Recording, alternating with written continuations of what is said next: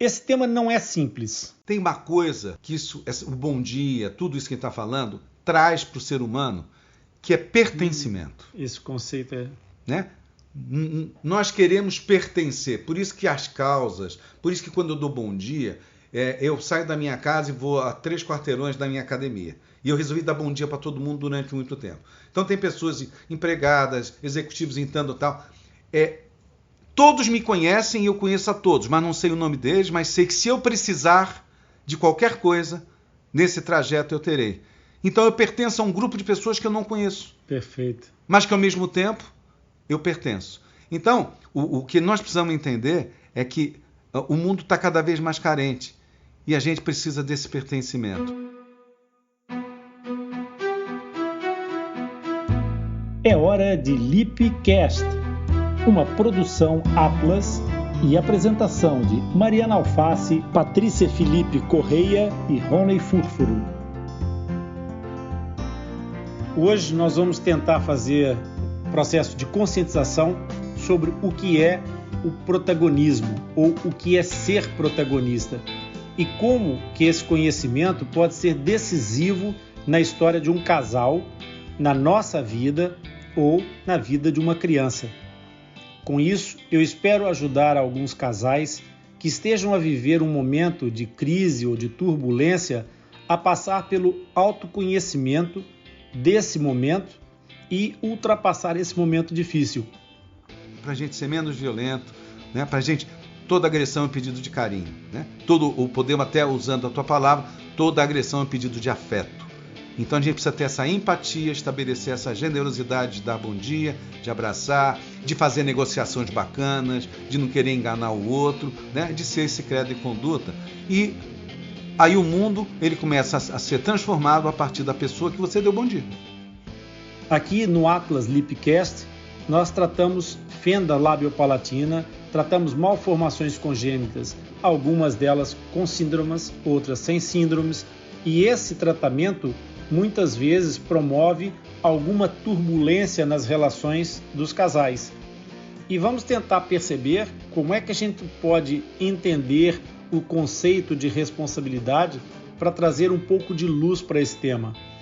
Esse insight surgiu quando eu ouvi um novo amigo do Atlas Lipcast ser entrevistado por uma amiga que é a Paula Calbianco, no seu Cucas, um podcast produzido pela Greencore Brasil. Eu achei que o tema era tão relevante que poderia ser uma mais-valia para o nosso Atlas Latitude e decidi procurar o Cari. Mal eu apresentei o nosso projeto Atlas Lipcast ao Cari e ele, de forma completamente altruísta, magnânima, aceitou participar desse episódio.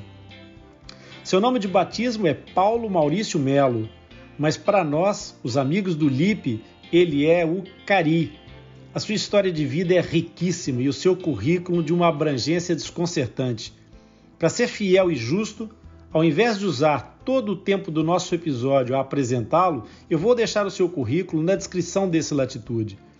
Mas o Cari veio até aqui para partilhar um pouco do que conseguiu amealhar nos seus 62 anos de humanidade. Sim, porque aquilo que eu encontrei e que eu quero partilhar é um grande ser humano. Cari, muito obrigado por estares conosco no Atlas.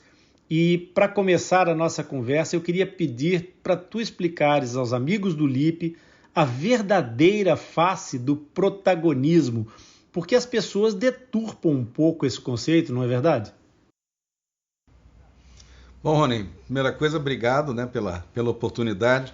O universo faz coisas incríveis, né? De aproximar a gente, uma aproximação que não era muito provável, né? Então a gente acaba se encontrando por um podcast e mais do que isso a gente tem uma conexão, né? Uma empatia imediata, né? Inclusive até eu acho que esse encontro mostrou o que é protagonismo, né? Quer dizer, o protagonismo é um grande tema, né? É uma coisa ampla, mas que a gente pode começar a falar de protagonismo sobre a questão de você, no fundo, fazer a diferença, né? Eu diria que protagonismo, de uma forma bem simples, é fazer a diferença. Vamos pegar uma peça de teatro, né? O protagonista sempre é colocado como o ator mais conhecido, mais famoso. Mas aí, de repente, naquela peça de teatro, tem lá um coadjuvante, né, que ele toma, né, ele chama a atenção pela verdade dele, e aí ele, mesmo não sendo oficialmente o protagonista, ele passa a ser o protagonista, aquele que é lembrado, né, aquele que fez a vida daquelas pessoas que estavam assistindo, aquela que marcou o coração e a mente daquelas pessoas, né? Então está mudando muito. O protagonismo hoje em dia, cada vez mais, ele não é comprado, ele não é adquirido, ele é conquistado a partir das ações, das atitudes e da generosidade e amorosidade que a gente tem naquilo que a gente faz, naquilo que a gente vive. Então, num primeiro momento, o protagonismo é esse entendimento de que eu preciso tocar o outro, eu preciso marcar a minha presença, a minha atitude no coração das pessoas, né? Esse exemplo, o filme O Vento Levou, o primeiro Oscar para uma atriz secundária, ali colocada num patamar de igualdade com uma personagem secundária. O protagonismo, ele pode não ser só aquele reflexo do holofote em cima, ele pode ser a responsabilidade, aquela serviçal assumiu um protagonismo de coadjuvante. Protagonismo, ele, antes de tudo, como você, seguindo pelo lado da responsabilidade, a atitude nada mais é do que você assumir responsabilidade. A atitude é você, né, estar à frente, você vai e faz alguma coisa. Obviamente que a responsabilidade assume o quê? Consequências. Então, protagonismo é você fazer e assumir as consequências. Independente, eu digo que as coisas não devem ser feitas porque vão dar certo. Elas devem ser feitas porque valem a pena. Então, o protagonismo ele faz isso, ele experimenta, ele não está preocupado com o erro, ele não está preocupado com o holofote e de tentar fazer ser perfeitinho, que eu digo que é desumano. Ele está preocupado ali, de novo, em tocar o coração das pessoas. Eu vou e faço. Olha, eu vou te contar uma coisa que aconteceu agora há 2, 3 dias, que eu chamo de protagonismo. Eu fico até arrepiado disso. Lá nos Estados Unidos, né, morreu lá o George, lá naquele negócio do policial, e aí teve um embate entre os negros defendendo lá, os negros e as pessoas defendendo o George, e tinha lá os racistas. Nesse quebra-quebra, um dos racistas se machucou. E aí tem a foto de um negro do lado de cá, pegou esse cara, botou no ombro, machucado, e levou para ser tratado. Isso é protagonismo. O protagonismo ele está além do antagonismo, né? Apesar deles ali serem antagonistas, o protagonismo é essa atitude de entender que tem coisas que estão além das nossas divergências. Elas estão além dos nossos pontos de vista. Ele é o nosso senso de humanidade, onde, por exemplo, uma trégua no meio de uma guerra. Isso é protagonismo, né? É você entender que, mais do que qualquer coisa que existe, a nossa humanidade, que tem sido esquecida, ela precisa ser recuperada e está sendo recuperada, né? Que protagonismo não está ligado a fazer, não está ligado a gênero, não está ligado a raça, não está ligado a nada. Está ligado à alma.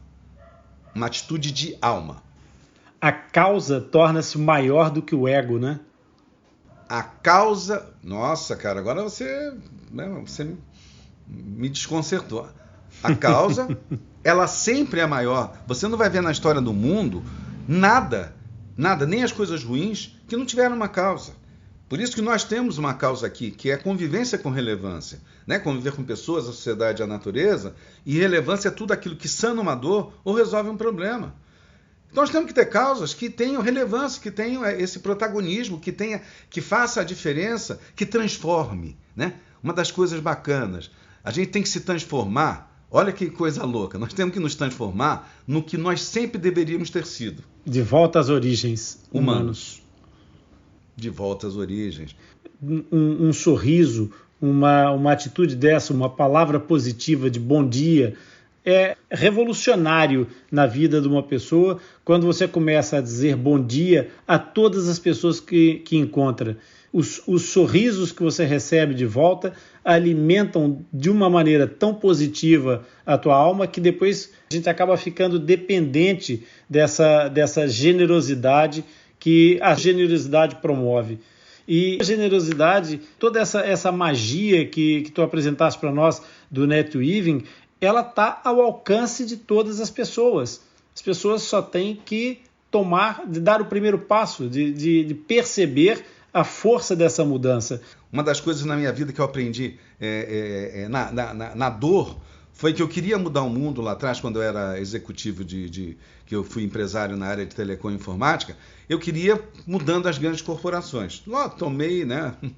Fali, né?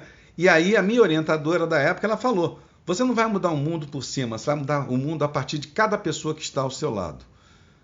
Então a gente precisa às vezes entender que nós vamos mudar no caso, a minha esposa, o meu filho, o meu vizinho, né? E a gente vai fazendo, tanto que no nosso movimento aí de NetWeaver, a gente diz que um NetWeaver muda o mundo inteiro a partir da pessoa que está ao lado dele.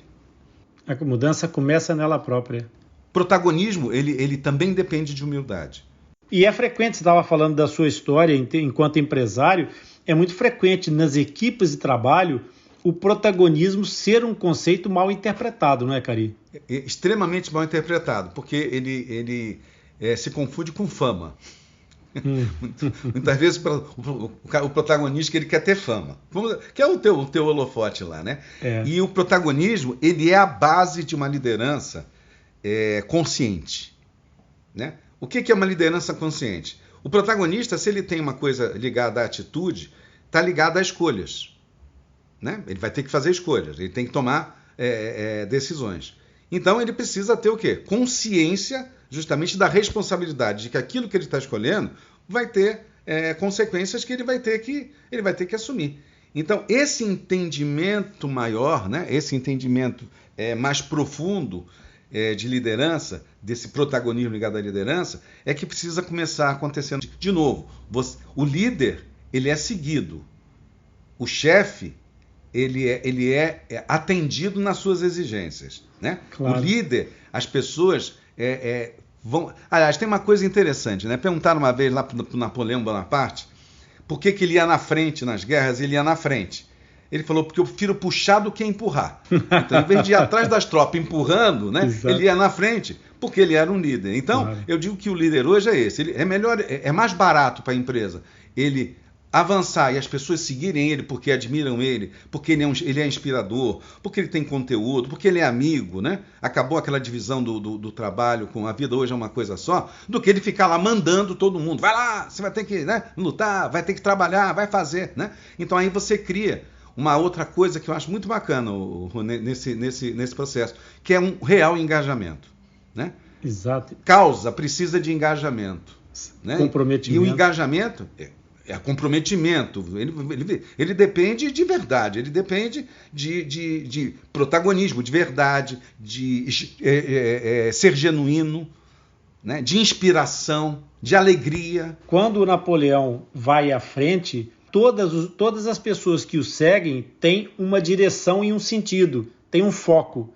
Por que, por exemplo, as corporações, né, seja da área de saúde, não importa, onde você tem grandes equipes, por que é muito caro? Porque quando você empurra, a tendência, como o cara não quer ir, é ele sair pelas laterais, começa a dispersar. Aí sabe como é que você faz para botar todo mundo ligado no foco, já que não é puxado pela causa? Aí você põe gerente, supervisor, um monte de gente para botar o gado em direção ao foco. Exato, para confinar todo mundo. Isso, então é muito mais barato hoje, que é o que está acontecendo, você ter todos os movimentos, sejam empresas, ONGs, não importa, baseado em causas, porque as pessoas seguem por vontade própria. E não precisa de um monte de gente, né, ficar ali forçando a barra, ficar ali gerenciando para que as pessoas, de uma forma falsa, sigam em frente. Como eu chamo até os workshops de RH de fim de semana, né, que todo mundo se ama e na terça-feira está um matando o outro, né? Quer dizer, coisas muito efêmeras, né? Mas, paradoxal e efêmero. Eu diria que é ante o que se diz que é do pragmatismo, né? Aqui nós somos para ter lucro, né? Foi uma das coisas que até me fez ter um colapso nervoso e ficar doente, foi por causa disso. Porque o pessoal falava: aqui nós somos pragmáticos, aqui nós queremos lucro. Eu falo: então acaba com a politicagem. Assume as tuas responsabilidades, né? Para de fazer workshop que não vai levar a lugar nenhum. Ah, não, isso não pode. Eu falo: cara, vocês são loucos. Mas tudo bem, eu estava no tempo errado, entendeu? E essa história permite a gente fazer uma ponte com um dos nossos problemas entre todo esse conceito e essa questão do protagonismo, do netweaving, com aquilo que me movimentou e que foi o meu insight, que foi a análise disso perante o problema que vivem algumas famílias que têm uma malformação congênita. Nós podíamos transpor todas essas leituras para um ambiente familiar, numa família, num casal. Existe, como em todos os relacionamentos, um protagonismo latente. Esse protagonismo, ele é nem sempre constante, ou seja, ele não é sempre do mesmo ator. Os atores vão suceder no protagonismo em cada momento. Isso. Eu vou te dar um exemplo, porque a natureza ensina isso pra gente, né? Quando você faz, quando os pássaros migram, eles fazem aquela seta, né? Vai um na frente, depois 2, 3, 4, não é isso? Então quem está na frente é o protagonista. Quando ele cansa, ele vai lá para trás e um outro assume, né? Num processo desse de saúde, num processo desse de malformação, em autismo, né? Em várias coisas também que eu lidei ao longo da minha vida, a gente sabe que cansa, né? Em algum momento, por mais que você ame aquela pessoa, por mais que você tenha fé, por mais que você tenha altruísmo, uma hora cansa. Então aí que eu digo que tem que ter, você disse, né, inclusive, a alternância desse protagonismo, né?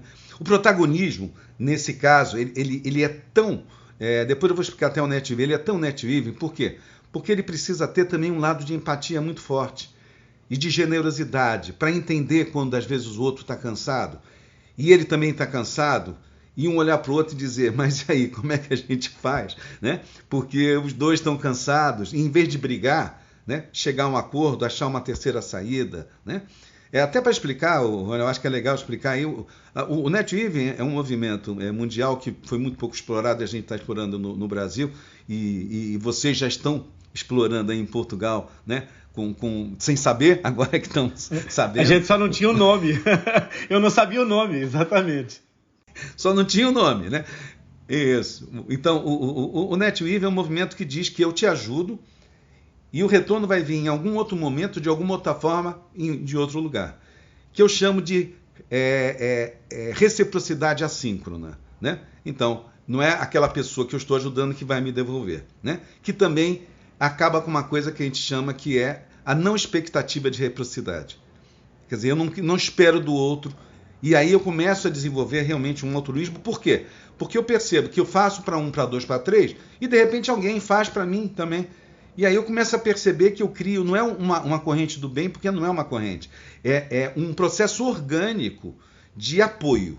Eu diria que a palavra é apoio, sustentação emocional, sustentação material, sustentação espiritual, né? É nesse entendimento, por exemplo, voltando para a coisa do casal, que é muito importante. O primeiro grande processo do netweaving, eu diria que é na família. Se uma família não for generosa, se uma família não fizer um pelo outro, sem ficar esperando, né? Sem fazer conta corrente, te ajudei agora, né? Você está me devendo uma, tal, né? Não é família, né? A coisa não acontece. Se nós estamos querendo isso nas empresas, nas organizações, como é que não vai ter isso? Agora, precisa ter essa consciência, né? De quando eu pego para mim, e você falou muito bem isso no começo, né? Eu pego a responsabilidade sobre aquilo.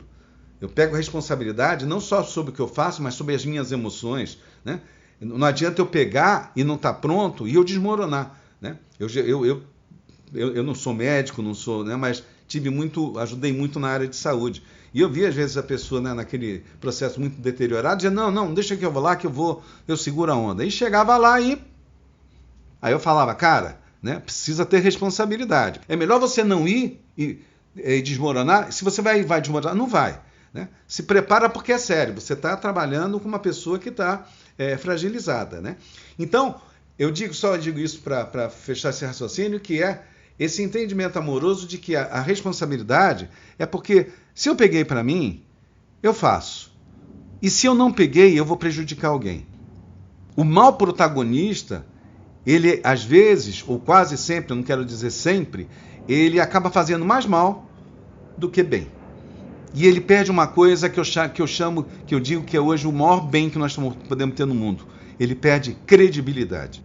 Claro. Nós muitas vezes assumimos como um dado adquirido tanto o sucesso como o fracasso, tanto o protagonismo como o antagonismo.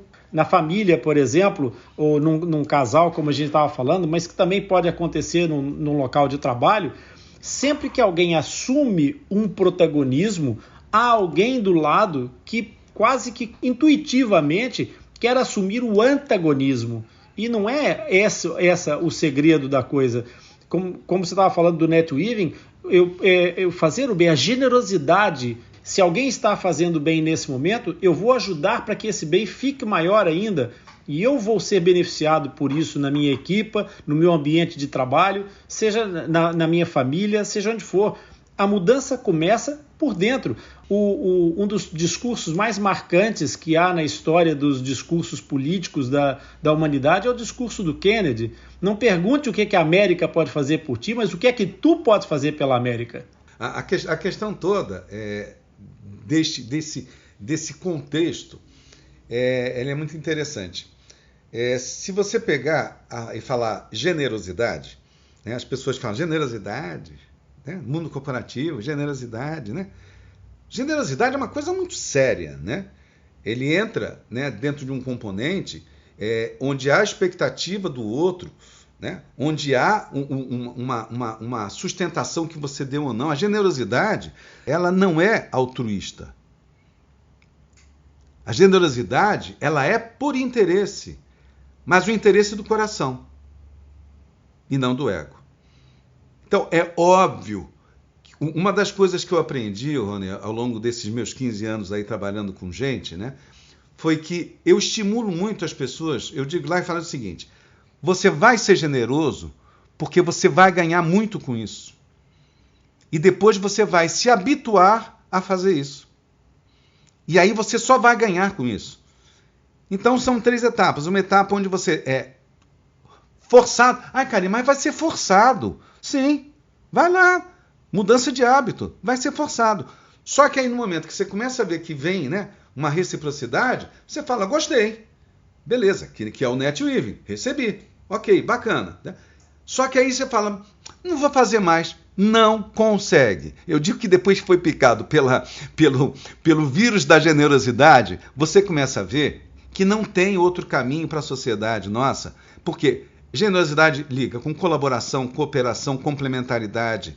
E em tudo que a gente está falando, a gente para de brigar. Por exemplo, duas empresas vão levar material para o mesmo local, se juntam, se cooperam para levar no mesmo caminhão. Se tem um casal que precisa levar o filho no hospital, o outro também, se juntam e leva. Quer dizer, você começa a racionalizar tempo, você começa a racionalizar recursos.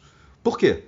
Porque você é generoso. Então, generoso é legal e dá lucro.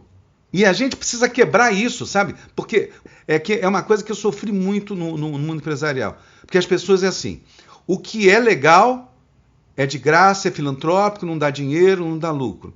E o que é ruim dá dinheiro. Dá pra gente juntar os dois, cara. Qual é o problema? O dinheiro é que viabiliza as coisas boas. O que a gente faz com o dinheiro é que vai determinar se aquilo vai ser legal ou não vai ser legal. Não tem nada a ver com dinheiro. Então nós também temos que ser, que eu digo, generosos com o dinheiro, mas não dando. Até às vezes é necessário dar, né?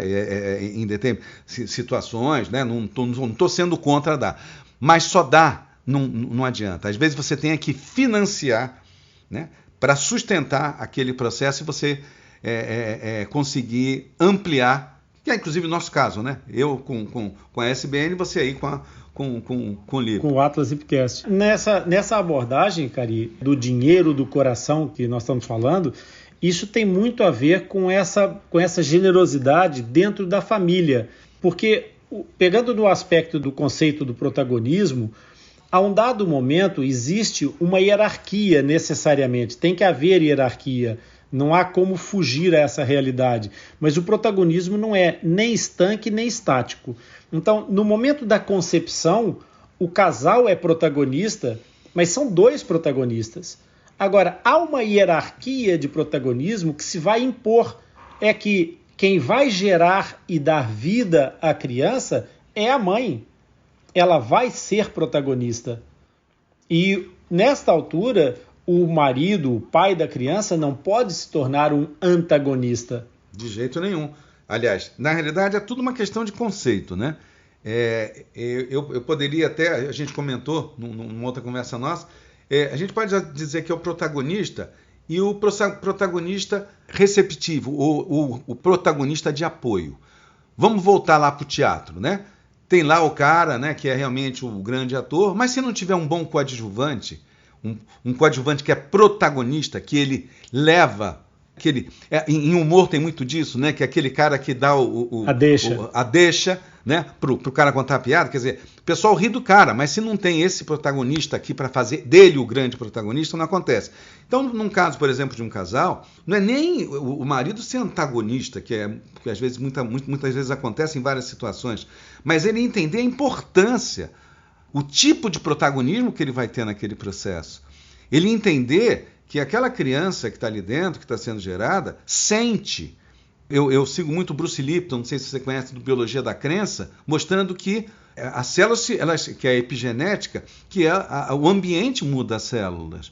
Então, um pai que está ali entendendo o espaço dele, entendendo a função dele, entendendo que ele tem que estar dando ali, ele é o protagonista do apoio. Ela é a protagonista da gestação. E ele é o protagonista da sustentação, do emocional. Então, eu diria que todos nós temos que ser protagonistas em funções diferentes. Por quê? Vamos pensar, se você tiver uma empresa, se você tiver qualquer lugar onde cada um saiba a sua função e o seu lugar, a holocracia, o sistema holocrático que pressupõe 100 chefes, cada um sabendo da sua posição, cada um sabendo o que tem que fazer, vamos fazer? Vamos. Cada um vai para o seu lugar e cada um é o protagonista daquilo. Claro. Vou te contar uma coisa aqui interessante. Eu fiz um trabalho com uma empresa, ela precisava muito rápido implantar um negócio de processos, né? Era uma empresa pequena, de 30 pessoas mais ou menos. Mas aí eu fiz uma reunião e falei assim, pessoal, eu vou implantar processos, porque o pessoal estava contratando uma empresa de não sei, mas não tem dinheiro para contratar. Falei, nós vamos fazer aqui um processo NetWeave, no aspecto de responsabilidade. Então, eu vou implantar esse processo em 1 minuto. O negócio é o seguinte, você vai ver de quem você recebe, se você recebe do jeito que você quer, e você vai ver para quem você entrega, se é do jeito que ele quer.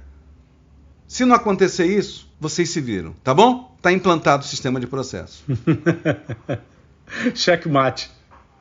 Acabou, cara. Exatamente. Você entendeu? Quer dizer, agora, no momento que você implanta o processo, o que mais se gasta? Ah, não, o cara tem que seguir o processo, aí tem o supervisor, o auditor, o não sei o quê. Peraí, pessoal. Vamos ser protagonista das coisas. Nós queremos botar esse processo, seja um processo médico, seja um processo de produção em ação. Nós temos uma causa para isso. Né? Nós vamos salvar uma vida, nós vamos fazer a produção de uma coisa bacana. Então nós temos que estar comprometidos com isso. Então cada um assumindo o protagonismo da sua função, aquilo vai sair. E cada um uma coisa também, e cada um sendo verdadeiro. Claro. Não é porque a mãe é a protagonista da gestação e o pai é o protagonista da sustentação, que eles não do suporte, que eles não vão ter atritos. Lógico que vai ter. Você não... Claro. Vai ser um pouco difícil para o marido dizer que ela não está gerindo muito bem o filho, né? Exatamente. Mas ele vai poder reclamar que ela talvez esteja nervosa demais, alguma coisa nesse sentido, né? Mas eu acho que muda uma coisa que na psicologia é muito forte. A gente sai da posição de vítima, né? Que é o grande problema, né? Esse conceito é importantíssimo, exatamente. E isso tem muito a ver com o que a gente estava falando das relações familiares, Cari, porque muitas vezes o que acontece é que há uma sucessão de tratamentos ou de etapas porque essas famílias vão passando.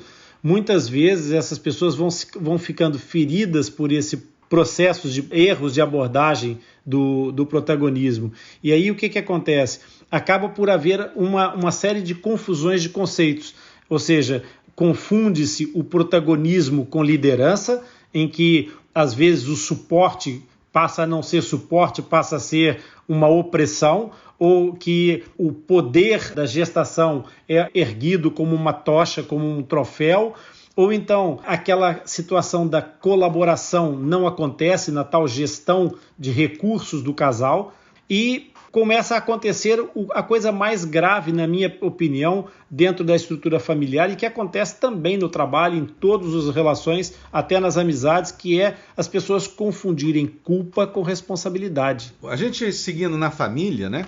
como eu trato também, né, como eu auxilio às vezes as famílias, e principalmente jovens, às vezes que entram em drogas, essas coisas todas, dá pra gente, é complexo, mas acho que dá pra gente falar sobre essa questão de culpa, de responsabilidade, de vitimização. O que falta é aquilo que você falou de hierarquia, né, de posição. Eu diria que o que a gente precisa, que a gente não pode confundir, é posição, a nossa posição dentro de alguma estrutura, quer dizer, o que a gente precisa fazer com comando. Liderança e comando são completamente diferentes. São completamente diferentes. Então, por exemplo, numa família, é obviamente que o pai ele tem que ter uma ascendência sobre o filho, no sentido de dar orientações e tal, mas ele tem que fazer isso com argumentos. Até o limite que o argumento não funcionou, e aí sim pode vir uma penalização, uma regra maior, né? Mas não porque ele é o chefe. Perfeitamente. Mas porque o líder, a função do líder é educar, a função do líder é orientar, a função do líder é ser exemplo. Aí o pai diz para o filho, não bebe, e ele está com um copo de uísque na mão. Uhum. Claro. Aí vai ficar difícil. Então, eu acho que no aspecto da família, o exemplo, né, o credo e conduta, né, faço o que eu digo e faço o que eu faço, ele é fundamental para esse entendimento e a questão da vitimização. Porque todo mundo é do ser humano, e a gente está mudando, a gente sempre quer arrumar alguém que é responsável pela gente, pelas nossas falhas, alguém que foi o culpado porque aquilo aconteceu, e também alguém que venha salvar a gente da gente mesmo. Então, na vitimização é isso. Alguém é culpado, porque eu não quero assumir a responsabilidade, e eu quero também que alguém venha resolver meu problema.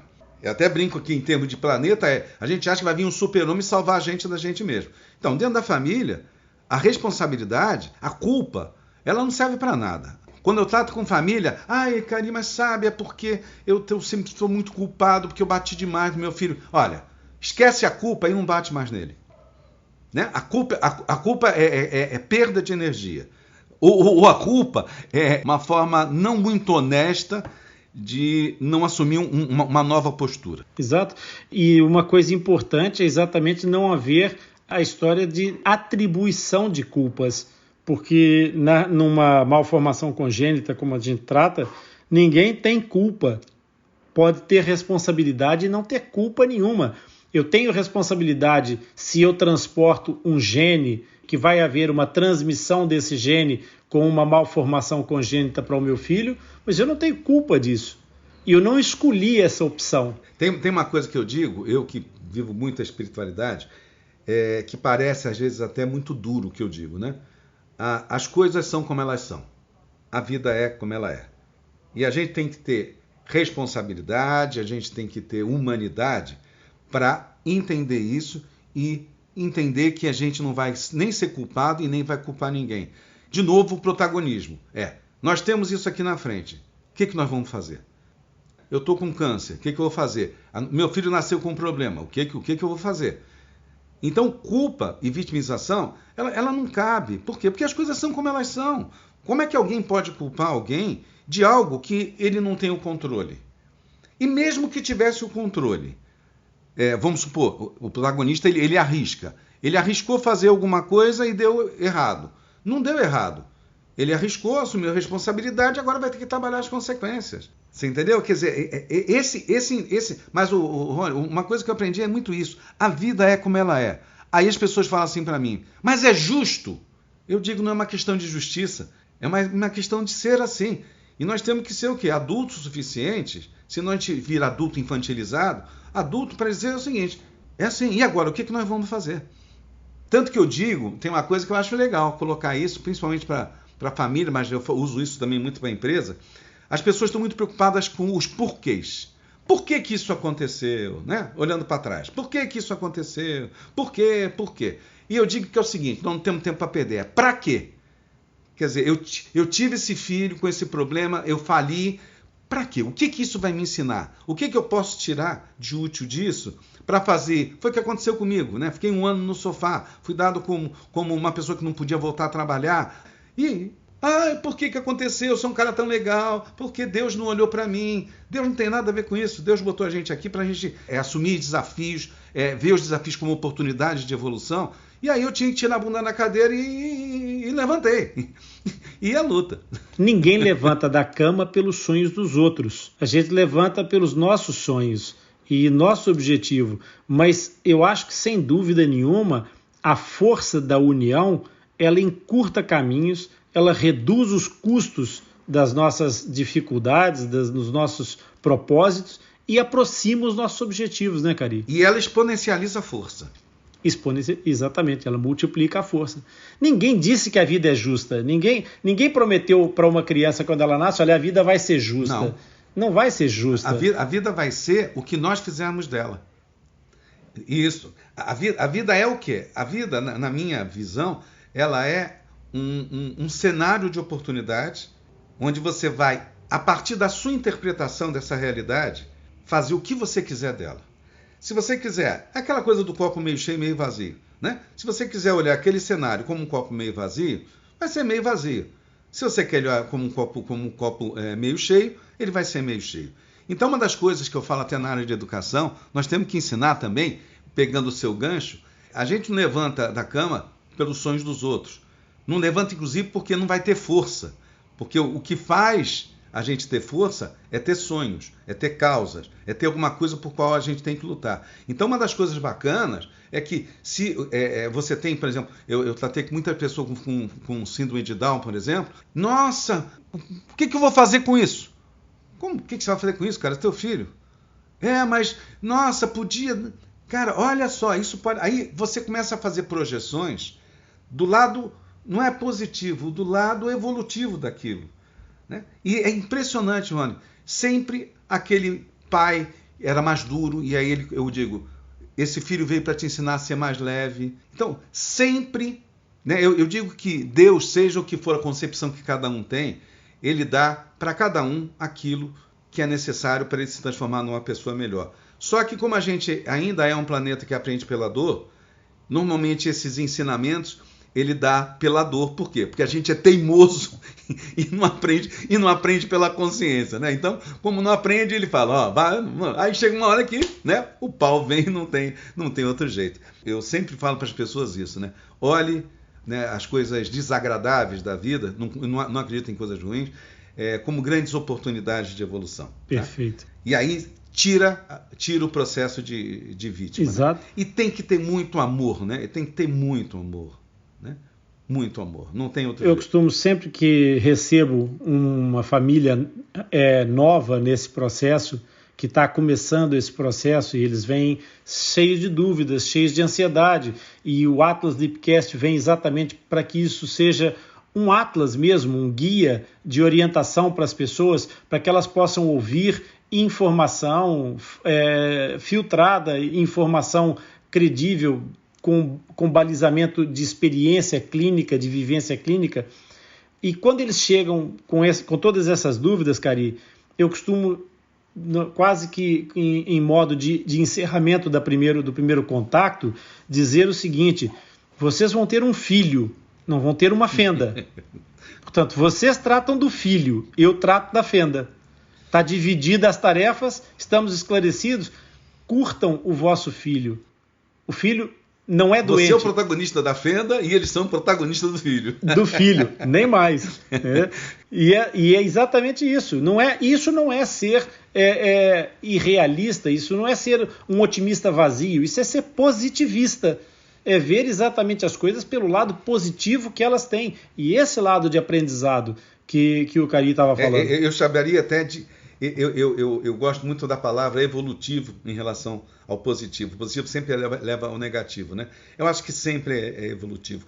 Uma coisa dentro disso, Juan, também, quando a gente fala que, principalmente no casal ou na família, cria às vezes aquela raiva, né? Por que isso aconteceu? Movimento de revolta. Né? De revolta. Uma das coisas que eu aprendi, eu fui uma pessoa que fui muito agressiva, né? E uma frase que mudou a minha vida, demorei um tempão para resolver isso dentro da minha cabeça, né? Pelo menos veio no racional e aí depois eu fui digerindo ao longo da vida. Toda agressão é um pedido de carinho. Então toda vez que houver uma tensão numa família, alguém for agressivo, essa pessoa está carente, ela não está aguentando mais. Então ela vai socar, vai xingar, vai fazer. Por isso que é aquela coisa, né? Um soca o outro, aí você abraça e ela normalmente vai chorar. Então, eu diria que um conselho que eu dou, né, sei lá, uma frase legal para as famílias entenderem é: toda agressão é um pedido de carinho.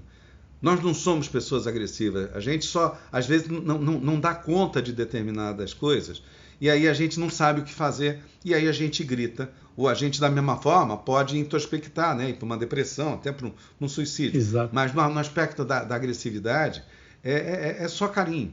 Não quer dizer que a pessoa está te surrando, você vai lá e ela te surra e você fica apanhando. Exatamente. Né? Aí tem que ter toda uma estratégia de saber se naquele momento é hora de ir lá e dar um abraço, ou se é hora de respeitar aquilo, claro, e depois de falar. Mas, né, na família, eu já vi famílias muito, muito disfuncionais, né? Sempre existe amor. Cari, o afeto é a força maior do ser humano?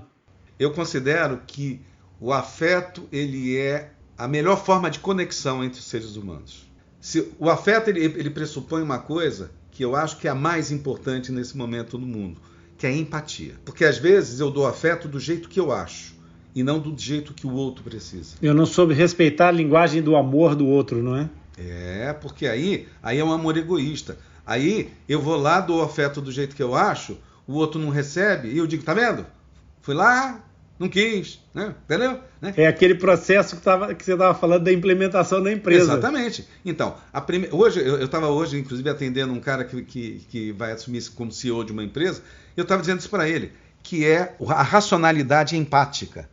A racionalidade empática é isso, né? O cara você senta numa reunião, você entra numa família e você vai olhar para cada um dessas pessoas e entender como cada um gosta de receber as coisas.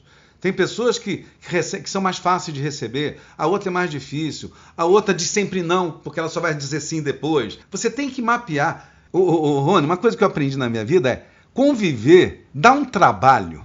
Conviver com as pessoas, cara, dá um trabalho, né? Então, se a gente olhar sob o nosso ponto de vista, é fácil, só que a gente não vai conseguir nada. Então, a gente tem que ter um pouquinho de trabalho para ter empatia, e aí sim, o grande movimento do afeto, né?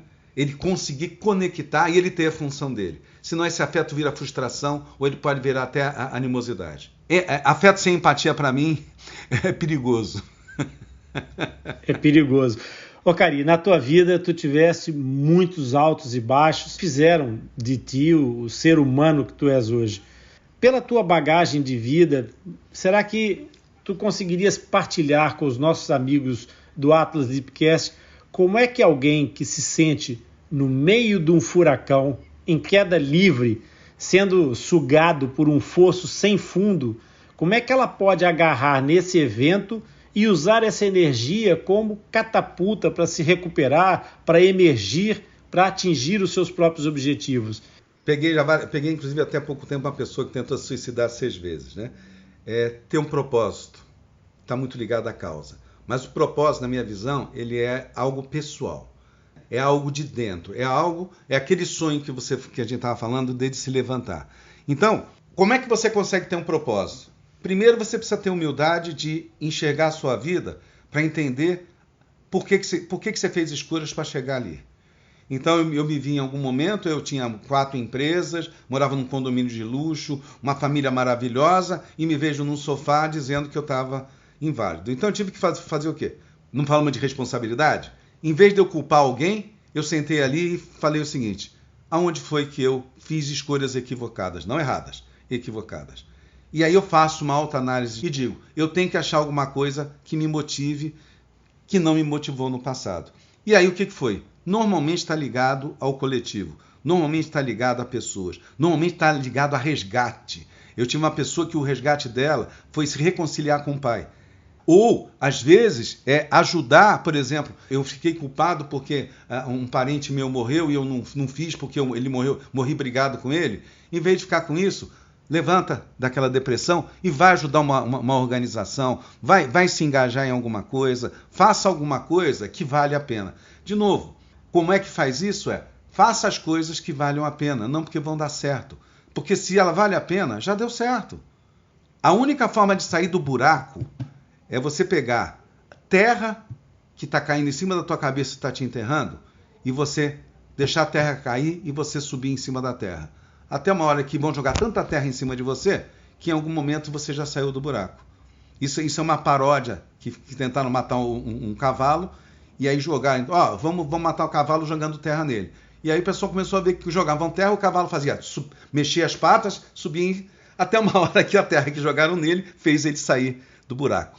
Então é essa vontade de viver, essa vontade de ter um propósito, e não existe, na minha visão, não quero ser o dono da verdade, mas nesses 17 anos que eu estou trabalhando aí como orientador, ninguém que saísse do buraco sem um propósito humano, de resgate de família, de auxiliar a humanidade, de algo altruísta, de algo, às vezes, grandioso. Uma coisa que é legal dentro desse contexto, que é, uma vez me perguntaram para um professor de filosofia, falaram assim, professor, o senhor disse que utopia é algo que a gente nunca chega. Para que serve, então, se a gente nunca chega? Ele falou, para ajudar a gente a caminhar. É a cenoura. Então, o que faz a gente levantar é uma utopia, mesmo que ela pareça não real.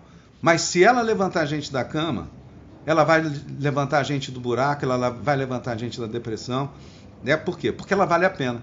Nunca vamos alcançar. Aliás, eu sou o cara que hoje só tenho sonhos que eu sei que eu nunca vou alcançar. Mas que todo dia eles me fazem levantar da cama, como você disse, e resolver trabalhar e ajudar as pessoas da forma que eu puder. Até quando eu conheci a Paula, ela, numa das perguntas, perguntou, cara, você está fazendo uma palestra aí de disrupção planetária de graça para todo mundo? Falei, já fiz mais de 8 ou 10. Por quê? Falei, porque sim, porque eu preciso ajudar as pessoas a entender que o mundo mudou, que existe generosidade, que nós temos que olhar o propósito, causa. Então mas por que você não grava? Porque se eu gravar, não vou estar vendo as pessoas, mesmo à distância no Zoom. Você entendeu? Então é isso que me fez levantar há 22 anos atrás, do sofá que eu fiquei 10 meses, e estar aqui, inclusive, conversando, extremamente feliz com você, de estar fazendo essa conexão aqui, né, de uma felicidade. Contei para um monte de gente, já falei com a moça que eu te falei que trabalha com autismo, entendeu? Com os autistas. Então é isso. Muito legal. Eu também tive essa oportunidade de dividir com muita gente. Eu estou também muito feliz com esse nosso encontro. E essa deixa que tu desse aí agora, é super importante a gente perceber que um dos primeiros passos do processo talvez seja a aceitação, a consciência. Aceitar é o primeiro passo. Eu aceitar que vou ter uma malformação congênita para me acompanhar ou para eu acompanhar pode ser o primeiro passo para eu conseguir perceber qual é o caminho, qual é a motivação, quais são os destinos que eu quero ter, quais são as causas pelas quais eu vou lutar. E perceber que falhar não é uma derrota. Nós falhamos nas escolhas, falhamos em certas coisas, nós falhamos na educação dos nossos filhos tantas vezes, mas isso não é uma derrota. A gente tem que aprender a aceitar as falhas e aceitar os condicionalismos para poder seguir em frente, para usar essa força. O aceitar, eu vou dar um exemplo bem rápido. Você está com dor de estômago e você diz, não aceito que eu tenho dor de estômago. Exatamente. Então, pode não aceitar à vontade. Aceitar é uma coisa. Como é que você vai cuidar de uma doença se você não aceita que tem a doença? Que é a tal da negação. Como é que você vai tratar de algo, de uma deficiência, de um filho drogado, de um filho com problema de fenda, alguma coisa, se você não aceitar o processo? Então, assume que você é um covarde, eu sou duro nessas coisas, e assume a responsabilidade. Eu não dou conta e vou me embora. Mas não fica no meio do caminho. Vai pedir ajuda, como você comentou. Olha, eu não estou dando conta, né? Eu preciso de ajuda. E aí, dentro disso, é que vem. Às vezes eu fujo. Eu já vi muita situação da pessoa fugir e dizer, eu estou com vergonha de voltar. Que vergonha nada, cara. Tenha humildade, eu não dei conta, fui pedir ajuda, agora eu estou voltando. Então, por isso que eu digo que, para mim, não existe erro, não existe falha. Existem tentativas conscientes com ação e reação. Com responsabilidade, como a gente falou. Então, eu não considero que eu tenho uma filha de 38 anos e um de 33, né, com um neto de 6 e um de 2. Eu não digo que eu falhei com os meus filhos. Eu digo que eu fiz o melhor que eu pude dentro do nível de consciência que eu tive. E com isso, os resultados nem sempre foram os melhores possíveis, mas foram os melhores que eu pude e eles também puderam. E aí a gente pega isso e vê como é que a gente aprimora. Então, para mim, é isso. É fazer as coisas com responsabilidade, analisando e um aprimoramento constante. Para mim, a palavra aprimoramento ela é fantástica porque ela acaba com essa coisa de falha. Errei, falhei. Meu amigo, você fez e agora aprimora. Vamos aí é que claro. Eu digo, para que isso aconteceu? Eu botei aquele parafuso ali. Para que aconteceu? Porque o parafuso não funcionou. Para mim entender que o parafuso não é ali. Então vou tentar ele em outro lugar. E se não for no outro lugar? Eu vou tentar em outro lugar. Né? Se ficar tentando no mesmo lugar muitas vezes é burrice. Tudo bem, né? Manter o erro é burrice. Mas né, a vida fica mais leve, viu? Eu acho que sim. Errar é humano. Persistir no erro é que já é só teimosia. Não tem jeito. Exatamente. Cari, o teu projeto de sonho é a Sociedade Brasileira de Netweaving, né? Isso. Esse conceito tem sido absorvido por mim e eu gostaria muito que o Cari fizesse aqui uma explicação para o auditório do Atlas Lipcast da importância do Netweaving enquanto evolução das relações humanas. O Netweaving, ele veio atender uma carência minha, uma frustração minha, né? Que é do entendimento de que nós, como Homo sapiens, nós somos colaborativos em essência. O Homo sapiens, ele sobreviveu ao Homo de Neandertal porque no DNA dele tem a colaboração. Tá? Então, lá atrás eles precisavam matar um animal, o Homo sapiens olhava um para o outro, os dois colaboravam e matavam o animal. O Homo de Neandertal não tinha essa característica. E, lógico que depois que os dois matavam, né, um já olhava para o outro achando que um ia ficar com mais carne e com menos carne. Então eu digo que a gente veio na colaboração por interesse até esse momento da história da humanidade. E daqui para frente nós temos que ir para a colaboração altruísta. Aquela colaboração que eu entendo que é esse jogo de eu te ajudo, você me ajuda, né, em todos os sentidos. Eu sou generoso com você. Está no nosso DNA. Nós temos que fazer, como eu falei lá atrás, um resgate à nossa humanidade. A nossa humanidade é colaborativa e não sou eu que digo, não. Está lá no DNA, é só olhar lá a historinha do Homo sapiens. Então, o Netweaving vem mostrar isso, que a gente colaborando, a gente vai sendo preenchido, né, de uma forma natural. E a gente com isso vai produzindo mais, vai tendo mais força, a gente vai tendo mais lucro, a gente vai tendo mais felicidade, a gente na dor vai ter mais gente acolhendo, a gente vai ter mais afeto, a gente vai ter mais verdade, a gente vai ter mais pessoas que a gente não quer se dar porque não bate o santo, e está tudo bem, e está tudo certo, não preciso só ser inimigo dela. Então, quando o Netweaving veio, ele veio e atendeu a todas as minhas necessidades, as minhas expectativas. Até por isso que eu botei lá no site, tem lá uns vídeos falando um pouco sobre isso. Então aí nós criamos a Sociedade Brasileira de Netweaving, até no modelo onde a pessoa só entra no site e ela põe os dados dela para ser membro, não precisa pagar nada. E detalhe, não tem pegadinha, né? Que às vezes tem pegadinha, você manda coisa depois. Não é isso não. Porque o que a gente quer é fazer justamente esse grande cadastro de pessoas e a gente pede, por que você quer participar de um movimento com essa causa de convivência com relevância, né? Aí a pessoa coloca lá porque ela quer. Por quê? Porque a gente quer fazer grandes mobilizações. Que nem agora a gente está com vocês aí, a gente quer fazer mobilizações. Por quê? A gente está vendo, quando a população, quando as pessoas se unem, a gente, como nós também já falamos, em conjunto a gente ganha força. Mas não força destrutiva, né? A força do amor, aquela força que caminha, aquela força do Gandhi, né? A história do Gandhi é fantástica, né? Quer dizer, ele derruba a Inglaterra sem dar um soco, sem dar só...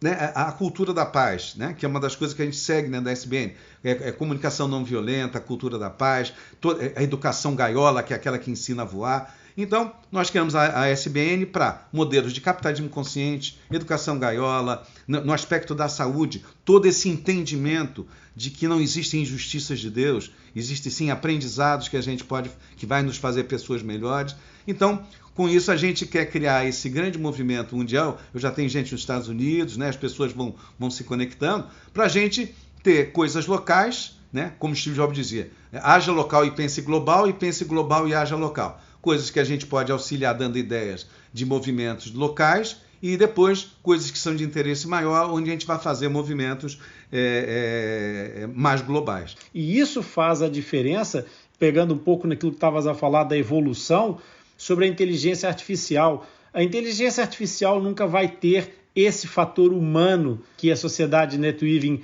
demonstra e como tu disseste, lidera, porque ela faz e é o exemplo disso.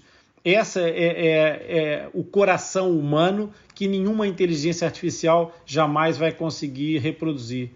E tem uma coisa que nós não falamos aqui, que eu não queria deixar passar, dentro disso, né, da inteligência artificial, eu que venho da área, 30 anos na área de tecnologia, né, o mundo está cada vez mais carente. E a gente precisa desse pertencimento, para a gente ser menos violento, né, pra gente, porque, de novo, toda agressão é um pedido de carinho, né, toda agressão é um pedido de afeto.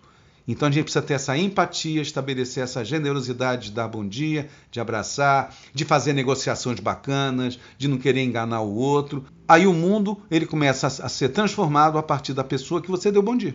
Muito obrigado. Vai com certeza fazer exatamente isso. Essa doação vai ser muito bem-vinda. Rony, eu que também quero agradecer, e é ótimo quando todo mundo agradece, porque todo mundo gostou. Então eu estou agradecendo a você e você a mim.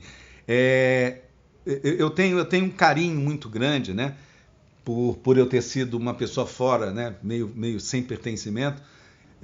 Eu agradeço muito você ter aparecido aí na minha vida, o Atlas Lipcast ter aparecido na minha vida, e quero ficar aqui completamente à vontade, né, o que você precisar, ou pessoas aí que precisarem, né, de dicas, de qualquer coisa, eu e a SBN, nós estamos aqui à disposição de vocês, e a gente vai agora começar a tentar fazer algumas coisas em conjunto aí, mas muito obrigado aí pela oportunidade, eu espero ter ajudado aí, ter auxiliado também a melhorar a vida das pessoas e a visão de mundo delas. E, de repente, passamos uma hora inteira a conversar. Uma lição de vida como esta não poderia ficar sem espaço no nosso Lipcast Latitude. Convivência com relevância e generosidade em reciprocidade assíncrona. Essa é a proposta de NetWeaving, e o nosso convidado Cari Melo é o melhor exemplo de credo e conduta. Adotar causas, assumir propósitos, agarrar a vida com as próprias mãos e perguntar mais vezes para quê em vez de por quê.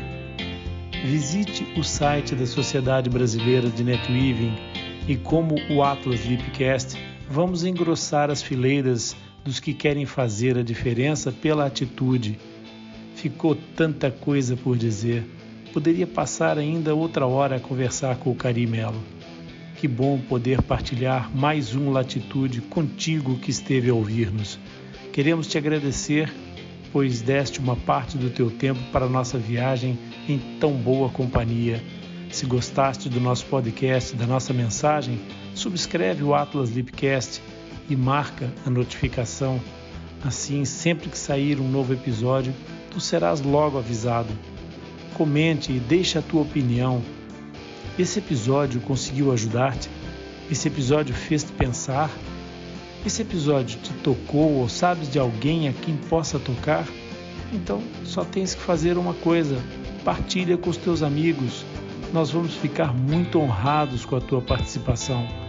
A tua partilha vai permitir que o nosso podcast atinja um maior número de pessoas e, em troca, nós vamos ajudar-te a entender e a aprender mais sobre esse tema que é tão apaixonante para todos nós. O Atlas Lipcast pode ser encontrado e ouvido em todas as principais plataformas de distribuição de podcasts, mas também está disponível nos nossos sites e blogs.